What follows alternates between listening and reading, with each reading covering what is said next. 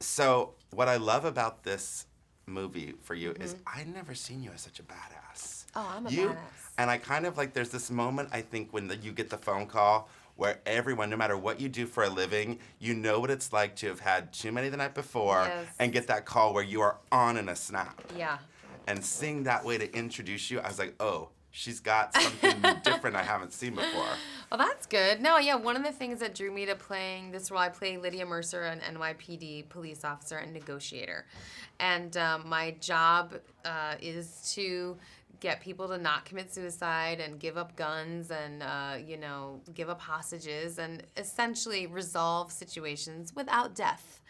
But when you first meet my character, I've lost somebody in the parlance of the NYPD. Somebody went over on me, so I lost a jumper who also happened to be a fellow police officer.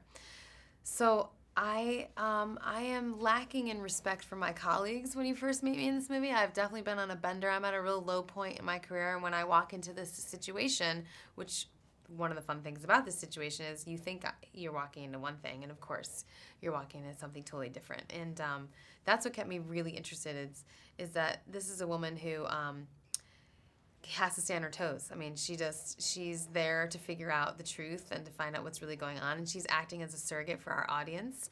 You know, I'm the whole time you're sitting in the theater asking, what the hell is really happening here? I'm on camera going, what the hell is really happening here? So we're learning along with each other what this movie is really about, and it's very thrilling because there's a lot of layers. I know you met with a few people who do this for a living. Do you think you could do it? I mean, do you think you could be that person to talk someone? I hope I'm never in that situation. The one of the things that I was taught by the NYPD negotiators is they have a philosophy which is jumpers jump. So if you want to kill yourself, you go up to the top of the roof and you jump off. You're not waiting around. If you're still standing there by the time I get a phone call and get dressed and get in the car and drive up and take the elevator and walk out and start talking to you, hopefully you don't really want to kill yourself. But then if you still jump, it's my fault. So it's really devastating when they lose someone because if they've actually entered into a negotiation, it's a game then. It's a win or lose situation, but losing is, life or death. So they don't want to lose. And it's luckily very rare when they do lose. But it's also very devastating to lose. So, it's a true burden, I think, to do that job. I would never want someone's life in my hands. I mean, that responsibility, I don't know how you live with yourself if you don't win.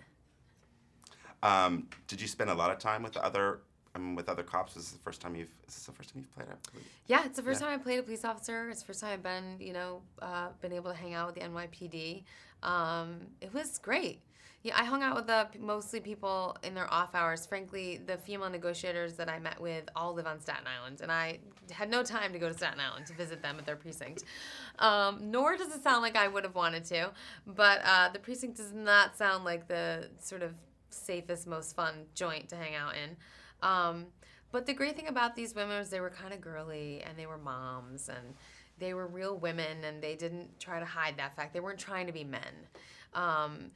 They were just very practical about what the job is, and they were very proud of the job that they do. And, the negotiators, I asked them whether they thought men or women make better negotiators. And, of course, all the women think that they're better at it.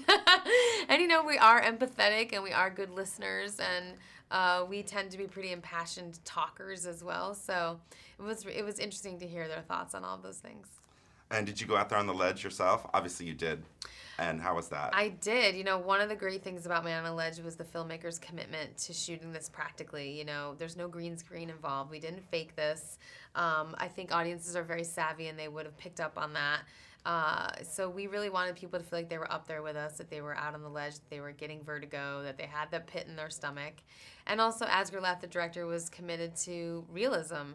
And you cannot fake it when you're standing out there. Your body is having a very natural, instinctual reaction to being in such a dangerous position. It wants nothing to do with it. So your heart is racing, and your palms are sweating, and adrenaline is pumping, and there's a a sense of anxiety the entire time that you're standing out there, and hopefully the camera captured that. I think so. The question is, does it make that easier to act or harder because it's sort of you know what I mean? You know It's what? like It frankly, it's good because you don't really have to think about like, am I selling it? You know, like it's being sold. You know, you don't have to do much. It's a great reminder too how little it takes, I think, to sell it. You know, I'm always fascinated by actors who think you'd be out there like, oh my god, oh my god. No. In reality, we went out there and it was, okay.